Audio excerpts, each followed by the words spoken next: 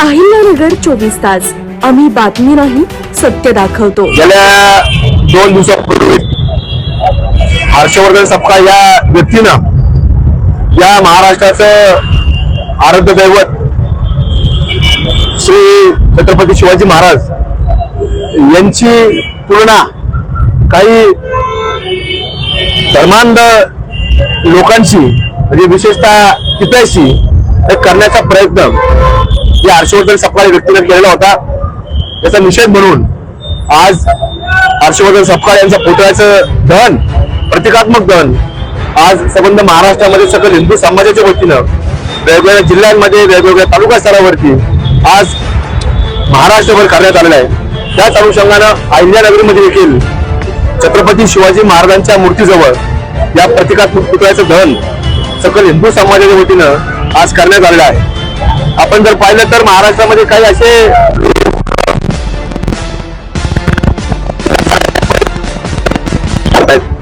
की कुठेतरी हळूहळू छत्रपती शिवाजी महाराजांबद्दल काहीतरी वेगळी वक्तव्य करायची, काहीतरी कुठेतरी कोणाची तुलना करायची. आता त्या टिप्प्याचा इतिहास जर पाहिला तर त्यांनी या भारतामध्ये अनेक लोकांचं धर्मांतर केलं होतं. म्हणजे हिंदू मधून त्यांनी मुसलमान करण्यामध्ये त्यांनी मोठ्या प्रमाणामध्ये एक षडयंत्र आखलं गेलं होतं. अनेक लोकांचं धर्मांतर देखील केलं होतं. इतिहास सांगतो, इतिहासाच्या पानामध्ये आजही त्या गोष्टींचा उल्लेख आपल्याला पाहायला मिळतो. त्यामुळे अशा लोकांची तुलना शिवाजी महाराजांची करणं हे अत्यंत जे दुर्दैव आहे. अशा लोकांचे उद्या शकतात ते फक्त राजकीय स्टेटमेंट नसून याच्यामध्ये वेगवेगळं षडयंत्र आहे.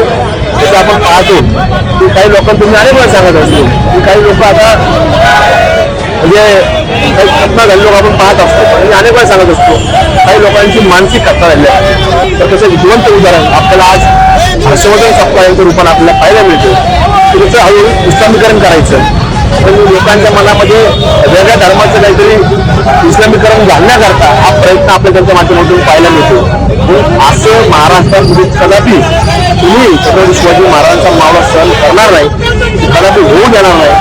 असे विचार ज्या ज्यावेळेस उद्या येतील त्याच्या वेळेला ते विचार पुन्हा पायाच्या खाली घालण्याचं काम हे महाराष्ट्रामध्ये छत्रपती शिवाजी महाराजांचे विचाराचे मावळे त्याशिवाय राहणार नाही.